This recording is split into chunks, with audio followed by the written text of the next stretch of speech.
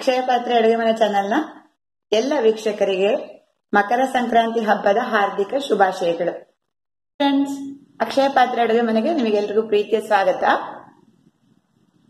ಉತ್ತರಾಯಣ ಪರ್ವಕಾಲ ಅಥವಾ ಸುಗ್ಗಿ ಹಬ್ಬದ ಮಕರ ಸಂಕ್ರಾಂತಿ ನಮ್ಮ ಮುಂದೆ ಬರ್ತಾ ಇದೆ. ಅದಕ್ಕೋಸ್ಕರ ನಾವು ನಮ್ಮ ಅಕ್ಷಯ ಪಾತ್ರೆಯಲ್ಲಿ ಒಂದು ಸ್ಪೆಷಲ್ ಅಡುಗೆ ಮಾಡ್ಬೇಕಲ್ವಾ. ಉತ್ತರಾಯಣ ಪರ್ವಕಾಲದ ಈ ಮಕರ ಸಂಕ್ರಾಂತಿ ಹಬ್ಬದ ದಿವಸ ನಾವು ಕರ್ನಾಟಕದಲ್ಲಿ ಎಳ್ಳು ಬೆಲ್ಲ ಹಂಚಿ ಸಂಭ್ರಮದಿಂದ ಆಚರಣೆ ಮಾಡ್ತೇವೆ. ಆದ್ರೆ ತಮಿಳುನಾಡಲ್ಲಿ ಈ ಹಬ್ಬಕ್ಕೆ ಪೊಂಗಲ್ ಅಂತ ಕರೀತಾರೆ. ಪೊಂಗಲ್ ಹಬ್ಬದ ದಿವಸ ಹಾಲು, ಹೊಸ ಅಕ್ಕಿ, ಬೆಲ್ಲ ಎಲ್ಲ ಹಾಕಿ ಮಾಡುವಂತಹ ಒಂದು ಸ್ಪೆಷಲ್ ಖಾದ್ಯ ಸಕ್ಕರೆ ಪೊಂಗಲ್ ಅಥವಾ ಸಿಹಿ ಪೊಂಗಲ್ ಅಂತ ಮಾಡ್ತಾರೆ. ಈ ಸಿಹಿ ಪೊಂಗಲ್ ಅನ್ನು ನಾವಿವತ್ತು ಅಕ್ಷಯ ಪಾತ್ರೆ ಅಡುಗೆ ಮನೆಯಲ್ಲಿ ಮಾಡೋಣ. ಅದಕ್ಕೆ ಬೇಕಾದಂತಹ ಸಾಮಗ್ರಿ ಏನೇನು, ಹೇಗ್ ಮಾಡೋದು ಎಲ್ಲ ನಾವಿವತ್ತು ನೋಡೋಣ ಬನ್ನಿ. ಮೊದಲಿಗೆ ಸಕ್ಕರೆ ಪೊಂಗಲ್ ಬೇಕಾದಂತಹ ಸಾಮಗ್ರಿಗಳನ್ನು ತೋರಿಸ್ತೇನೆ ನೋಡಿ ಸ್ನೇಹಿತರೆ. ಇದು ದೋಸೆ ಅಕ್ಕಿ ನೋಡಿ 1 ಕಪ್ಪು, ಅರ್ಧ ಕಪ್ಪು ಹೆಸರು ಬೇಳೆ, ಬೆಲ್ಲ 1.5 ಇಂದ 1/4 ಕಪ್ಪು. ನಾನು 1.5 ಕಪ್ ಹಾಕೊಂಡಿದ್ದೇನೆ, ನಿಮಗೆ ಬೇಕಾದ್ರೆ ಜಾಸ್ತಿ ಹಾಕೊಳ್ಬಹುದು. ಇದು ಏಲಕ್ಕಿ, ಹಾಲು 1 ಕಪ್ಪು, ಇದೊಂದು 5 ರಿಂದ 6 ಚಮಚ ತುಪ್ಪ, ದ್ರಾಕ್ಷಿ, ಗೋಡಂಬಿ. ಈಗ ಬಾಣಲೆ ಬಿಸಿ ಮಾಡ್ಲಿಕ್ಕೆ ಇಟ್ಟಿದ್ದೇನೆ. ಈ ಹೆಸರು ಬೇಳೆ ಅರ್ಧ ಕಪ್ ಇದೆಯಲ್ಲ, ಇದನ್ನು ನಾನು ಹಾಕಿ ಬಿಸಿ ಮಾಡ್ಕೊಳ್ತೇನೆ. ಇದು ಸ್ವಲ್ಪ ಕೆಂಪಗೆ ಬರಬೇಕು, ಜಾಸ್ತಿ ಏನ್ ಬೇಡ, ಸ್ವಲ್ಪ ಬಣ್ಣ ಬದಲಿದ್ರೆ ಸಾಕು. ಈ ತರ ಹುರ್ಕೊಳ್ತೇನೆ. ಎಣ್ಣೆ ಏನು ಹಾಕ್ಲಿಲ್ಲ, ಸುಮ್ಮನೆ ಹೀಗೆ ಹುರ್ಕೊಳ್ತಾ ಇದ್ದೇನೆ. 1 ನಿಮಿಷ ಸಾಕು, ಸ್ವಲ್ಪ ಹುರ್ಕೊಳ್ತೇನೆ. ನೋಡಿ, ಒಂದೊಂದು ಕಾಳು ಸ್ವಲ್ಪ ಕೆಂಪಗೆ ಬಂದಿದೆ, ಈಗ ಸಾಕು. ಆಫ್ ಮಾಡ್ಕೊಳ್ತೇನೆ ಗ್ಯಾಸ್. ಈಗ ಇದನ್ನು ಚೆನ್ನಾಗಿ ತೊಳ್ಕೊಳ್ತೇನೆ.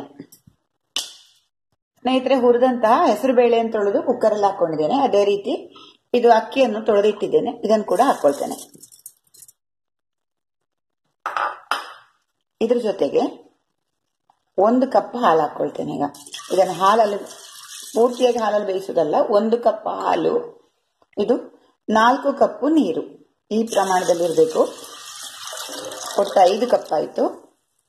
1.5 ಕಪ್ಪಿಗೆ 5 ಕಪ್ ನೀರು, ಇದರ ಪ್ರಮಾಣ ಆಯ್ತು. 4 ಕಪ್ ನೀರು ಮತ್ತು 1 ಕಪ್ ಹಾಲು, ಇಷ್ಟು ಹಾಕಿ ಈಗ 4 ಸೀಟಿ ಬರೆಸ್ತೇವೆ ಕುಕ್ಕರ್ ಅಲ್ಲಿ.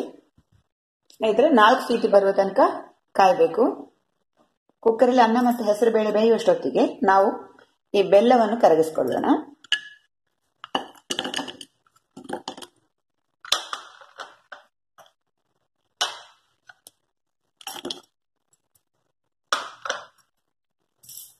ಸ್ವಲ್ಪ ನೀರು ಹಾಕೊಳ್ತೇನೆ, ಜಾಸ್ತಿ ಬೇಡ, ಬೆಲ್ಲ ಕರಗಲಿಕ್ಕೆ ತಕ್ಕ ನೀರು ಹಾಕೊಳ್ತೇನೆ. ಇದು ಸ್ವಲ್ಪ ಚೆನ್ನಾಗಿ ಕರಗಬೇಕು.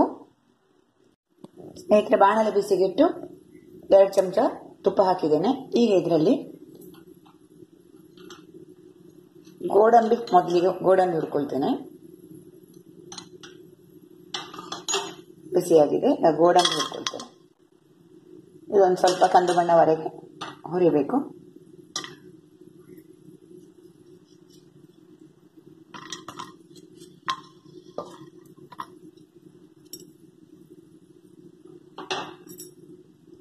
ಗೇರು ಬೀಜ ಸ್ವಲ್ಪ ಕೆಂಪಗಾಯಿತು. ಈಗ ನಾನು ದ್ರಾಕ್ಷಿ ಹಾಕ್ತಾ ಇದ್ದೇನೆ, ಒಣ ದ್ರಾಕ್ಷಿ. ನಮಗೆ ಎಷ್ಟು ಬೇಕೋ ಅಷ್ಟು ಹಾಕೊಳ್ಳಬಹುದು.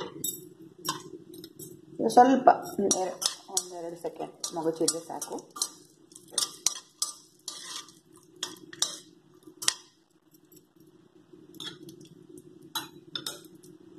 ಈಗ ಇದನ್ನು ನಾನು ಸಣ್ಣ ಪಾತ್ರೆಗೆ ತಗೊಳ್ತೇನೆ. ಗೇರು ಬೀಜ ದ್ರಾಕ್ಷಿ ತುಪ್ಪದಿಂದ ತೆಗೆದಾಯ್ತು. ಈಗ ನಾನು ಅದೇ ತುಪ್ಪಕ್ಕೆ ಒಂದು ಸ್ವಲ್ಪ ಇದು ಒಣ ಕೊಬ್ಬರಿ ಸಣ್ಣಕ್ಕೆ ಹೆಚ್ಚಿದ್ದು ಇದೊಂದು ಸ್ವಲ್ಪ ಹಾಕ್ತಾ ಇದ್ದೇನೆ. ಆಗ ನಾನು ತೋರಿಸಿರ್ಲಿಲ್ಲ, ಇದನ್ನು ಕೂಡ ಹಾಕೊಳ್ತೇನೆ. ಇದು ಸ್ವಲ್ಪ ಕೆಂಪಗೆ ಪರಿಮಳ ಬರುವಷ್ಟು ಹುರ್ಕೊಳ್ಬೇಕು.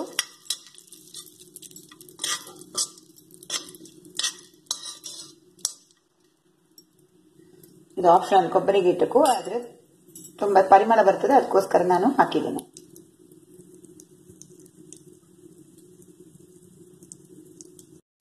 ಈಗ ಅನ್ನ ಬೆಂದಿದೆ ನೋಡೋಣ.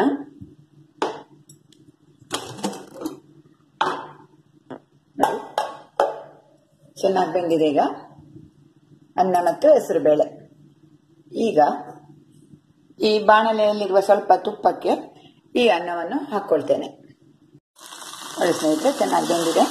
ಈಗ ಇದಕ್ಕೆ ನಾನು ಈ ಬೆಲ್ಲವನ್ನು ಹಾಕೊಳ್ತೇನೆ. ಬೆಲ್ಲವನ್ನು ಕರಗಿಸಿಕೊಂಡ ಬೆಲ್ಲವನ್ನು ಹಾಕೊಳ್ತೇನೆ. ಈ ಬೆಲ್ಲದಲ್ಲಿ ಚೆನ್ನಾಗಿ ಮಿಶ್ರ ಮಾಡಬೇಕು.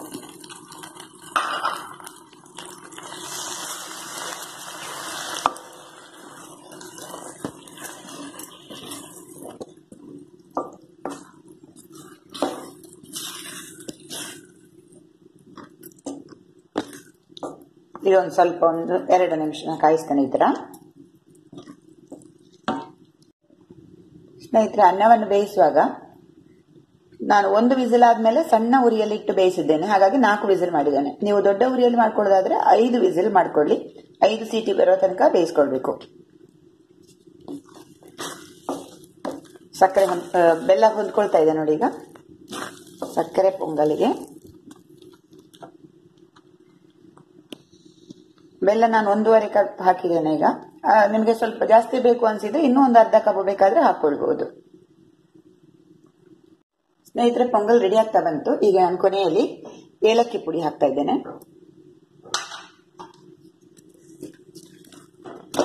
ಆಮೇಲೆ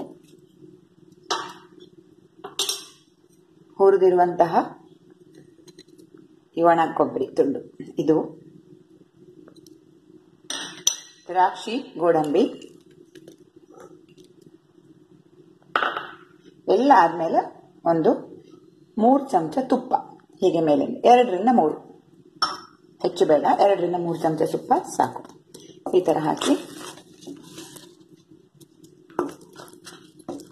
ಪೊಂಗಲ್ ರೆಡಿ. ಈ ತರ ನೋಡಿ, ಈ ಹಾಕುವ ಹಾಗೆ ಬಂದಿದೆ ನೋಡಿ, ಇಷ್ಟು ದಪ್ಪಕ್ಕೆ. ಸ್ವಲ್ಪ ಆದಾಗ ಗಟ್ಟಿ ಆಗ್ತದೆ. ಇನ್ನು ಈಗ ಸಾಕು, ಗ್ಯಾಸ್ ಆಫ್ ಮಾಡ್ಕೊಳ್ತೀನಿ. ಸ್ನೇಹಿತರೆ, ಮಕರ ಸಂಕ್ರಾಂತಿ ಸ್ಪೆಷಲ್ ಸಕ್ಕರೆ ಪೊಂಗಲ್ ರೆಡಿ.